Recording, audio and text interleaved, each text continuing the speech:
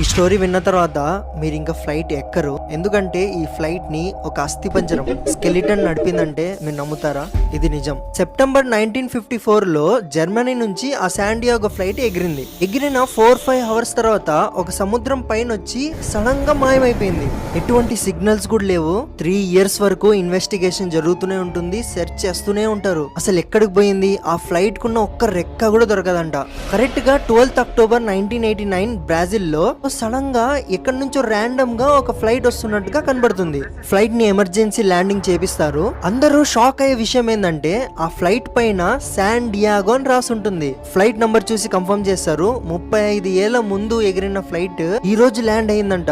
Flight land అయిన తర్వాత అందరు క్యూరియాసిటీతో లోపలికి వెళ్ళి చూస్తే ఫ్లైట్ లోపల 92 ప్యాసింజర్లు ప్రతి ఒక్కరు స్కెలిటన్ లా మారిపోయారంట. ఇంకా షాక్ ఎక్కడైతారంటే పైలట్ రూమ్ లో వెళ్లి చూస్తే పైలట్ సీట్ లో కూడా